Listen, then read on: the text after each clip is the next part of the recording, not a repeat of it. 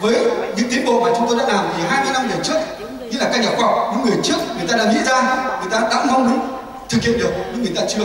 Giờ chúng tôi đang làm được cho. But they made no progress at all for like 15 years. Trong 15 năm qua thì họ không tiến bộ được một chút nào cả. And that wasn't because they were not as clever as us. Điều này không có nghĩa rằng là họ thông minh, họ đủ thông minh để làm. Điều đó không phải. The real reason was that they couldn't get the money to work on these really difficult problems.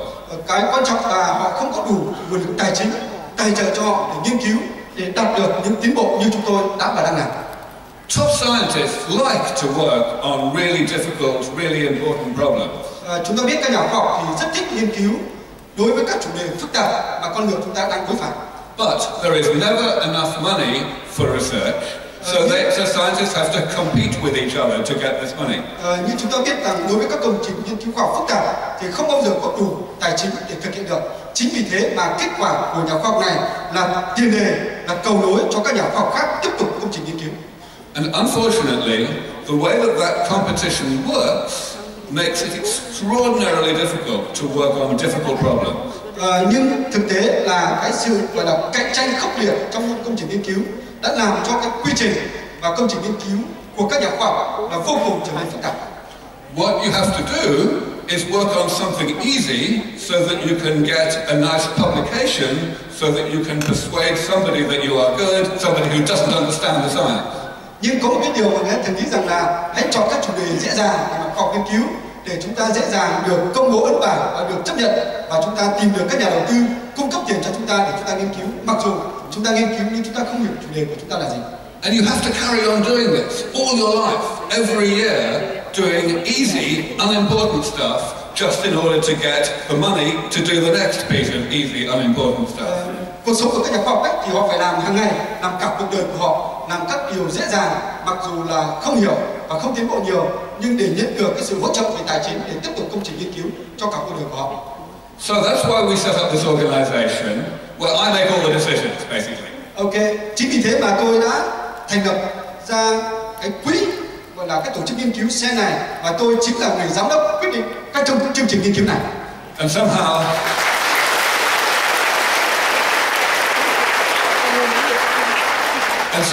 I have persuaded some people to give us a little bit of money to actually get this work done. Trong một trường hợp nào đó thì tôi cũng thuyết phục được các nhà đầu tư, các người mà đã tin vào chúng tôi là đầu tư với chúng tôi để làm cho công trình nghiên cứu của chúng tôi đạt được kết quả rất tốt. This is the kind of thing we do. Đây chính là những công trình mà chúng tôi đang làm. This is part of a cell in the microscope. Đây chính là một phần của tế bào trong tổng thể tế bào cơ thể của chúng ta. And it's a very unhappy cell. Đây chính là một tế bào rất là tội nghiệp. Originally, it was a normal white blood cell. Ban đầu thì tế bào này là một tế bào lành mạnh. But it has been poisoned by a special type of molecule, oxidized cholesterol. Cái tế bào này nó bị tổn hại bởi vì cái độc tố mà chúng ta ăn đưa vào trong cơ thể và làm cho nó bị biến dạng và nó trở thành tế bào gây bệnh. So now it is full of fatty acids and other lipids and nasty oily stuff. Chúng ta biết là xung quanh nó là toàn bộ các cái tế bào khác cũng bị gây bệnh, như là do cái quy trình trao đổi chất hoặc là biến đổi chất trong cơ thể chúng ta gây ra cho các tế bào như thế này. This is the beginning of the thing that kills more people in the Western world than anything else. Đây chính là cái nguyên nhân đầu tiên mà cái tế bào này giết nhiều người ở thế giới phát triển, hay gọi là thế giới phương Tây đầu tiên, hay gọi là căn bệnh này là căn bệnh giết chết nhiều người nhất ở Tây Âu. Of course, that thing is atherosclerosis, the accumulation of fat in our arteries. Đây chính là căn bệnh mình gọi là máu nhiễm mỡ và tạo thành rất nhiều mỡ trong thành tế bào và gây cho tế bào chết và gây bệnh. That fat is what causes heart attacks and strokes. Điều này nó dẫn đến là chúng ta bị bệnh tim và đột quỵ. So if we could stop this from happening, if we could stop these white blood cells from being poisoned by oxidized cholesterol, we would save a huge number of lives. Nếu như chúng ta chặn đứng được cái tế bào chất này, thì chúng ta có thể cứu được biết bao nhiêu mạng sống. And that's what we've done. Đây chính là cái mà chúng tôi đã làm được rồi. Again, we have only done the first step. So far we can only do it in the laboratory, not in people. Nhưng chúng ta biết rằng là chúng tôi mới có tiến bộ làm được giai đoạn đầu tiên của cả một quy trình, và chúng tôi đã làm được thí nghiệm thành công trong phòng thí nghiệm. But what we are seeing here is that if we put an additional enzyme into cells, into human cells, then they can destroy this toxic molecule and they are not poisoned by it. Nếu như cái mà chúng tôi đã làm đấy là chúng tôi đã đưa được mình gọi là tế bào enzyme cấy vào trong cái tế bào gây bệnh của chúng ta để diệt, loại bỏ như là các phần tử gây độc mà tế bào đang mang, cái này chúng tôi đã xử lý được. So now the idea that we could actually repair all the damage of aging is a new idea that I first suggested about 18 years ago.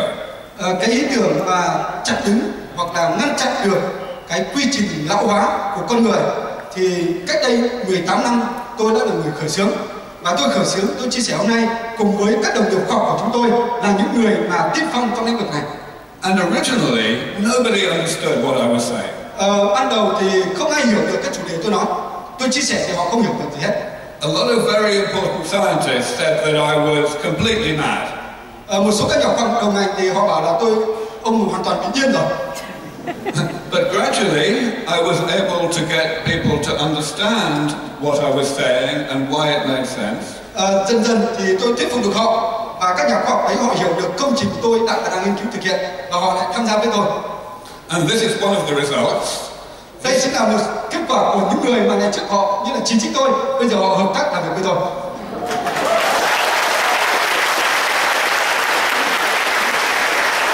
All of these people here are absolute leaders, world leaders in scientific fields that are relevant to this work. Tất cả những khuôn mặt đây là những nhà khoa học hàng đầu thế giới nghiên cứu cùng tôi về công nghệ sinh học chống lão hóa. And they are very strongly, publicly supportive of the idea that we could actually treat aging in this way. Họ là những người mà nêu tiếng nói trong lĩnh vực công cộng và trong các ấn bản và chương trình nghiên cứu của chúng tôi để đạt được cái sự công nhận của chính phủ đấy về trong xã hội mà công trình của tôi đã và đang làm. Now you might think, well, so what? It shouldn't matter whether a good idea has lots of support. If it's a good idea, then that's all we need. Nhưng là có một quan điểm chung chung thì nói thế này, chẳng có vấn đề gì cả, nếu ý tưởng cũng tốt thì ông cứ triển khai nghiên cứu đi, rồi đằng nào xã hội người ta cũng sẽ chấp nhận ý tưởng tốt của ông. But of course that's not true at all. Nhưng điều đấy thì lại không đúng đâu. Because, as I already said, in order to do this work, we need money. Nhưng chúng ta biết rằng là công việc của chúng tôi làm ấy, cái này rất phức tạp, và làm được cái này thì chúng tôi phải cần có sự như là đầu tư về tài chính. And these people are scientists and they don't have any money. Chúng ta biết rằng những khuôn mặt này là những nhà khoa học hàng đầu, họ không phải là những người kiếm ra tiền, họ không có tiền. Unfortunately, the people who do have money are not scientists, almost all. Thật kỳ tí là những người có nhiều tiền thì lại không phải là các nhà khoa học và không phải là các nhà nghiên cứu.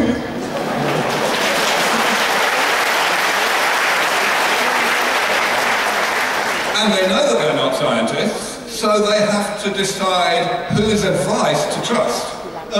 Họ không phải là các nhà nghiên cứu, cho nên họ lại nghĩ rằng là mình nên hợp tác với công trình nghiên cứu nhà khoa học nào để đầu tư tiền sinh lời cho họ. So if there is one crazy guy with a long beard saying one thing, and 100 other really respectable looking scientists saying another thing, then you know what's going to happen. Và họ nghĩ rằng là có một người râu dài trong rất kịch lý đưa ra một ý tưởng như thế này, nhưng bên kia lại có một chục người rất là trẻ hấp dẫn nói một cái chủ đề khác, thì họ phải quyết định xem họ đầu tư cho người nào, cho bên nào. So this is really important, and this is even more important. Đây cực kỳ quan trọng, và thậm chí cái này còn quan trọng hơn. This is a diagram from a paper that came out only 5 years ago. Đây chính là một cái gọi là cái tế bào mà được công bố trong một biệt san cách đây vài năm thôi. And that's 11 years later than my original paper talking about this maintenance approach. Nhưng chúng ta biết rằng cách đây mấy năm họ xuất bản được một tế bào này, thì cách đây 11 năm tôi đã chứng minh cái điều này rồi. But this is exactly the same idea. Đây chính là cái ý tưởng mà 11 năm trước tôi đã phát minh ra. You can see that these people who wrote this paper, they divided aging into 9 groups.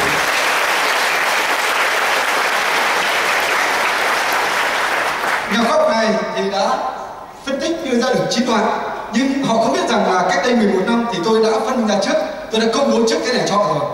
And you know, they have their corresponding fixes for the 9 pieces. Đây là cái thứ hai, là đối với 7 loại tổn thương cơ thể này thì có 7 cái phương pháp chữa trị mà tôi cũng đã đi trước họ và đã công bố trước cho họ.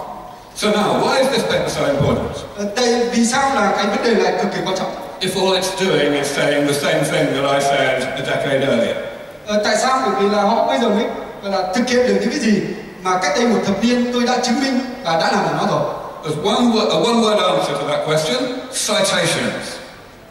Có một cái từ ấy là cái từ mà tôi muốn nói với họ, cái từ citation tức là từ Okay. When you write a scientific paper, you refer to previous scientific papers from other people. I try to use Vietnamese word. Như là cái công trình sau thì thường là sử dụng kết quả của công trình trước, hay người ta gọi là đạo văn. Đấy, như là sử dụng cái công trình kết quả của người trước đấy, để đưa ra công trình kết quả của mình. So now that means that the number of times that your paper appears is referred to by other papers that come later is a really strong measure of how popular your idea is. Có nghĩa như thế này là một cái công trình nghiên cứu của quý vị bây giờ làm thì quý vị là trích dẫn các kết quả của công trình trước mà đã có rồi, và kết quả của công trình quý vị bây giờ là được nhiều người biết đến. Nhưng phải nhớ rằng cái người đi trước người ta đã có rồi, nhưng thời điểm đấy họ kém may mắn, họ chưa được nhiều người biết đến, và bây giờ công trình của các bạn là được biết đến. And it looks like this paper is going to be referenced by other papers more often than any other paper in the whole of the biology of aging this decade. Nhưng chúng ta biết rằng là cái công trình nghiên cứu này đấy và cái xuất bản ấn bản này thì là được trích dẫn nhiều nhất hơn bất kỳ một công trình nào khác trong lĩnh vực là sinh học. So this idea is really mainstream now. Đây chính là cái ý tưởng này là ý tưởng rất nổi trội trong giới nghiên cứu khoa học về công trình nghiên cứu công nghệ sinh học chống lão hóa. Alright, so now I'm just going to spend 5 more minutes talking about how this fits into the whole world. Tôi xin dành 5 phút để trình bày là làm thế nào công trình nghiên cứu ý tưởng của tôi là phù hợp với cái xu thế và cái thực tế của thế giới. Now, I bet that all of you understand that it would be great to live in a healthy state for a long time. Tôi cá cược với tất cả quý vị ở đây là tất cả mọi người chúng ta đều nghĩ rằng là mình có thể sống khỏe và phồn thịnh trong một cái giai đoạn rất dài trong cả cuộc đời của chúng ta. But a lot of people out there in the world are very confused about this. Nhưng chúng ta biết rằng là trên thế giới có rất nhiều người họ đang băn khoăn, tự hỏi về vấn đề này. They say, oh well, yes, I want to be healthy, but I don't really want to live a long time. Tôi muốn được khỏe mạnh nhưng tôi lại không muốn sống lâu. I know it's crazy, but that's what they say. Tôi biết là nghe có vẻ rất là điên, nhưng họ chính là những câu trả lời của họ với tôi. So what I always have to explain, and what you should explain whenever you are talking to someone like that, is that longevity is a side effect of being healthy. Chúng ta biết là khi chúng ta nên trả lời như tôi đấy, khi chúng ta gặp họ mà nhận được câu trả lời của họ, cái sự trường thọ đấy khác với cái lão hóa tuổi già. Hai khái niệm đấy là hoàn toàn khác nhau.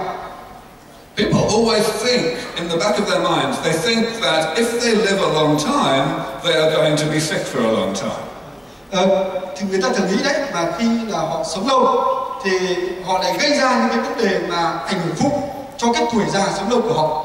But that's not true. The only way that we will ever get people to live a lot longer than we do today is by getting them to stay healthy for a lot longer than they do today. Nhưng chúng ta biết rằng là họ suy nghĩ như vậy là sai, bởi vì họ sống lâu, họ khỏe mạnh, họ sống lâu chính là một cái quy trình giúp cho như là sống khỏe và sống lâu, chứ không phải sống lâu rồi là chúng ta không khỏe.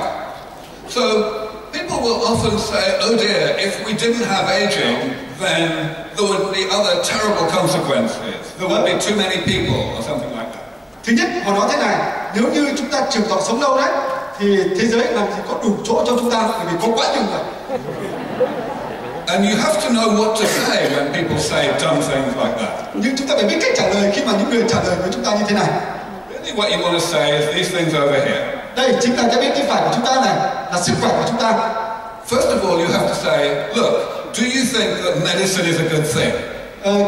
Câu hỏi đầu tiên ấy, thì ông bà, quý vị có nghĩ rằng là y tế, sức khỏe và thuốc thang có tốt cho cơ thể của chúng ta không?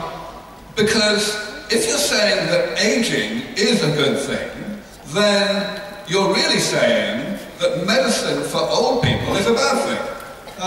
Thứ nhất, họ nói rằng lão hóa tuổi già có thể là một điều tốt, nhưng mà sử dụng thuốc đấy để giúp chống lão hóa tuổi già, họ lại nghĩ rằng đấy là cái kết quả không tốt. That tends to make people go very quiet very quickly. Điều đó thì làm cho người ta yên lặng và chúng ta như là họ đồng ý, nhưng họ sẽ đi theo cách của họ. Another thing, if you're really worried about something that might happen, like having too many people, you must ask, how bad would that problem be? Nếu như mà nhiều người có cùng một cái tư tưởng suy nghĩ là thế giới có quá nhiều người, thì chúng ta phải đặt câu hỏi với họ rằng vậy thì vấn đề của anh là gì? Would it really be worse than the problem we have today, the problem of aging? Vậy thì điều đó có nghĩa rằng là với thế giới là chúng ta phải đối mặt với rất nhiều căn bệnh của tuổi già, hậu quả của nó còn phức tạp hơn và nghiêm trọng hơn. So, you should just remind people that aging kills 100,000 people every single day. Chúng ta hãy nói với họ rằng mỗi một ngày trên thế giới bệnh tuổi già giết chết hơn 100.000 người. That means that everybody in this room would die in half an hour. Nghĩa là mọi người ở trong căn phòng này thì trong vòng nửa tiếng nữa là sẽ chết. That's quite bad. Điều đó thật sự là tồi tệ. It's a big problem. Đó là một vấn đề rất lớn, rất nghiêm trọng. Alright, so I just wanted to mention very briefly that we are not only a charity. Chúng ta biết là tôi xin chia sẻ là chúng tôi không phải là một cái quỹ từ thiện. SENS Research Foundation, which is the organization that I created, it's a charity. Nhưng mà SENS như là cái tổ chức nghiên cứu SENS, tôi là người giám đốc đứng đầu. Đây chính là một cái tổ chức phi chính phủ, phi lợi nhuận. So if you give us money, you're not going to make any money. You're just going to feel good about hastening the defeat of aging. Ví dụ như là chúng ta mà đầu tư đóng góp hoặc là chia sẻ cái tài chính của chúng ta cho tổ chức của chúng tôi, là chúng ta đã đóng góp chia sẻ cho công trình nghiên cứu chống lão hóa tuổi già. Ở đây là công trình này là công trình phục vụ mục đích chung của nhân loại. But a lot of people, a lot of wealthy people don't like to think that way. Và nhiều người giàu có thì lại không nghĩ theo cách như vậy. Even if they support everything I've said today, they still don't like giving money away. They only like to invest their money with the hope of getting some back later on. Họ nghe tôi trình bày cái ý tưởng của chúng tôi, họ tuyệt vời lắm. Họ muốn đầu tư, nhưng họ nói rằng tôi đầu tư thì sinh lời của tôi là bao nhiêu? Tôi được sinh lời và được đem lại là bao nhiêu? But that's okay, because when we work on a project for a long time, eventually we get it to the point where people will invest in it. Nhưng chúng ta biết rằng là chúng tôi đã làm việc trong một dự án lâu dài với một tổ chức và công trình nghiên cứu kết quả lớn như thế này, thì người ta sẽ dần dần tin và chấp nhận kết quả của chúng tôi, và họ đầu tư, họ hợp tác và họ chia sẻ tài chính cho chúng tôi. So, in other words, we turn the project into a company so that the company can receive money from these people who would not give us money, and the project moves forward more rapidly. Vậy thì cái tổ chức của chúng tôi với kết quả và thành tựu như thế này, thì tổ chức này một phần đã được trở thành một công ty, và công ty này tiếp nhận các cái đầu tư của các người giàu có, và cái sự đầu tư của những người giàu có đấy sinh lời cho họ và trả lại cái sự mình gọi là tiền lời cho các nhà đầu tư. So I am running out of time, so I will just tell you we have done that 5 times already, and we are going to do it more. Chúng tôi đã thành công chia sẻ là 5 lần rồi, thực hiện 5 chương trình nghiên cứu và đã được rất nhiều đầu tư, và bây giờ chúng tôi sẽ thực hiện tiếp với cái quy mô còn lớn hơn. Alright, but of course still we need money for the foundation, for the projects that have not yet got that far. Dù sao thì chúng tôi vẫn cần cái sự đầu tư, hỗ trợ về tài chính của mọi người cho công trình nghiên cứu của chúng tôi. And that's why we always appeal to wealthy people and of course to everybody to continue to give money to the foundation. Chính vì thế mà chúng tôi luôn luôn kêu gọi giới đầu tư, những người giàu có và tất cả mọi người cùng chung tay hỗ trợ cho công trình nghiên cứu của chúng tôi.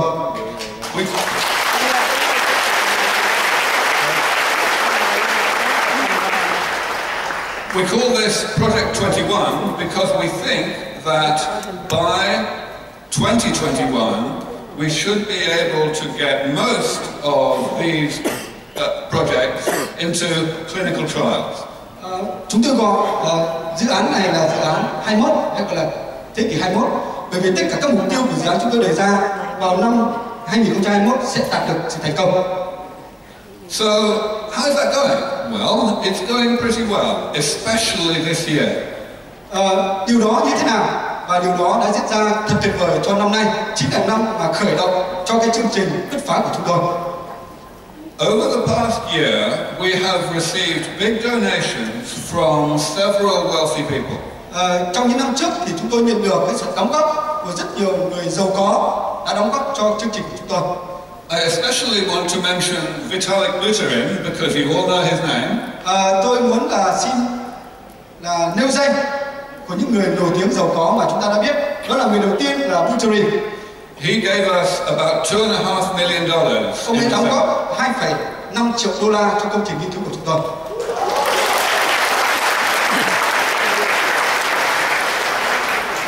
I also want to mention a guy named Michael Antonov, who was one of the founders of Oculus. Người thứ hai tôi muốn nêu danh đó là Michael Antonov, là người đồng sáng lập cho công trình nghiên cứu về cái gen xử lý trị bệnh. You probably know Oculus. They make this reality headset. Chúng ta biết là cái mình gọi là cái kính viễn vọng, kính không phải kính viễn vọng mà kính mà phóng quang đạn để nhìn thấy các tế bào dùng nhỏ nhất như thế nào. Thì ông là một người đồng sáng lập cho chương trình nghiên cứu. But of course, Dmitry Buryak is a big supporter. He has invited me here twice, and he's very interested in this whole thing. Người quan trọng thứ ba mà chúng ta biết đó là ông Buryak, người đã mời tôi đến đây 2 lần rồi.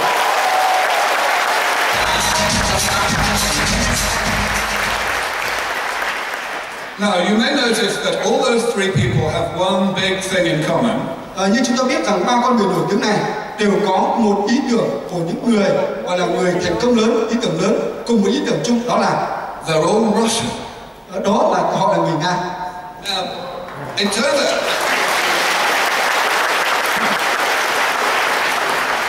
somehow in Russia there is a huge amount of support for all of this work.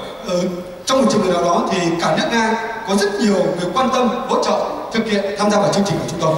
I never have to tell people in Russia not to worry about overpopulation. Chúng ta đừng chia sẻ với người bạn Nga rằng ở nước Nga là có quá nhiều người, nếu như là họ sống khỏe, sống lâu trường thọ. But there's another thing I want to tell you about the recent developments in funding this work, and that is to do with cryptocurrencies. Cái mà chúng tôi chia sẻ đấy, một cái tin vui, đó là cái sự đầu tư vào trong chương trình này, dự án này của chúng tôi kết nối với cái đồng tiền điện tử, đặc biệt dự án của chúng ta đó là crypto.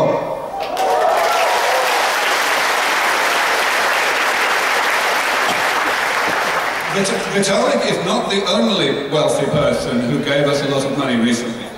Chúng ta biết rằng là một con người ở bên trên đấy, như là Buterin hoặc là Anatol không phải là người giàu có duy nhất hỗ trợ chúng tôi chia sẻ tài chính, đóng góp cho chúng tôi đâu. In the past 3 months, we have also received 3 other very large donations in Bitcoin. Chúng ta biết rằng trong 3 tháng qua thì chúng tôi nhận được cái sự đóng góp của 3 người rất giàu có mà họ thành công trong ngành công nghiệp Bitcoin. They're all anonymous, so I can't thank the people, but in all, those 3 other donations added up to $4 million more.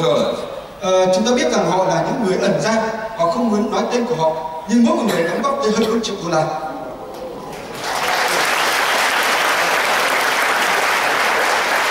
Now here's another thing.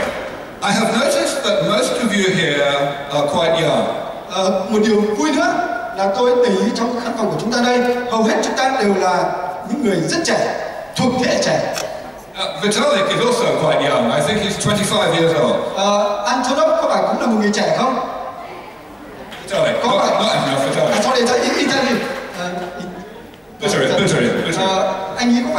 phải không ạ? And actually, we think that the other cryptocurrency donors are also in their 20s. Chúng tôi biết được rằng là những người đầu tư vào đồng tiền điện tử cryptocurrency cũng là những người rất là trẻ, thuộc thế hệ trẻ. So I call these people the children of the revolution. Tôi gọi tên họ là con cái của thế hệ tương lai. I want to explain exactly what that phrase means in English. Tôi muốn giải thích vì sao tôi dùng cụm từ này để đặt tên cho họ bằng tiếng Anh. What it means is these are people who never had to wonder about whether aging was a good thing or whether aging could be treated with medicine in the future. Những con người này thuộc thế hệ này thì là những người mà không bao giờ phải đặt câu hỏi là lão hóa tuổi già như thế nào, nó xảy ra như thế nào và phải dùng phương pháp chữa trị, dùng thuốc chữa trị bệnh lão hóa tuổi già như thế nào. Họ không quan tâm điều đó. That way of thinking was normal for these people all their lives, even since they were young kids. Những người này thì với câu hỏi đấy thì không quan tâm với họ cả. Đấy, họ là những người mà sinh ra trong cái thế hệ, trong giai đoạn mà không đặt nặng và suy nghĩ nhiều về lão hóa tuổi già. And that's really important. If you spend the first half of your life thinking that aging was completely inevitable and nobody would ever be able to do anything about it, then it's very hard to change your mind. Cái mà khó đối với chúng ta nếu như chúng ta dành 1/4 tuổi thọ của chúng ta, là trong cuộc đời của chúng ta mà suy nghĩ là lão hóa tuổi già như thế nào, có thể là một quy trình, một thực tế và chúng ta phải chấp nhận, hoặc là nó quá phức tạp không thể giải quyết được, thì nó đi sâu vào trong tiềm thức của chúng ta thì chúng ta rất khó có thể xử lý được. So I think it's quite likely that people in their 20s, people like you, will actually lead the way in bringing aging to an end.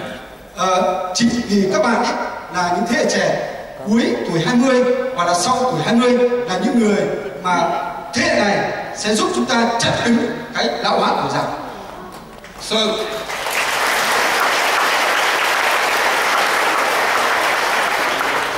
the last thing I want to talk about is globalization. Điều cuối cùng mà tôi xin chia sẻ đó là toàn cầu hóa.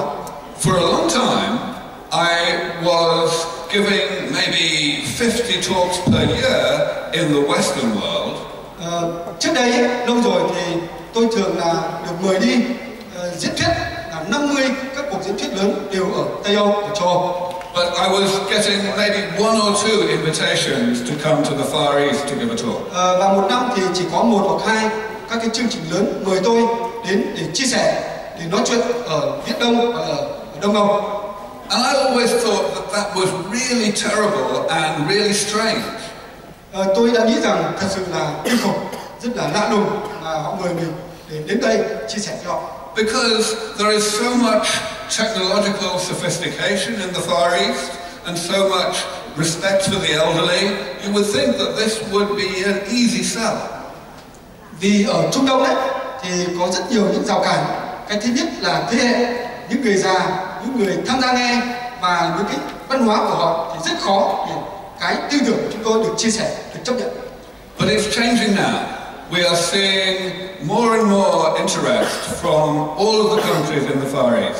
Nhưng chúng ta biết rằng bây giờ thì cái đó đã thay đổi rồi và thay đổi một cách chóng mặt, đặc biệt là các khu vực khác trên thế giới, đặc biệt là châu Á của chúng ta đây, và ở Viễn Đông là cũng đã thay đổi. So I'm sure I will be back in Vietnam fairly soon. Thank you very much. Và tôi hy vọng rằng tôi sẽ trở lại Việt Nam trong một thời gian ngắn. Xin cảm ơn.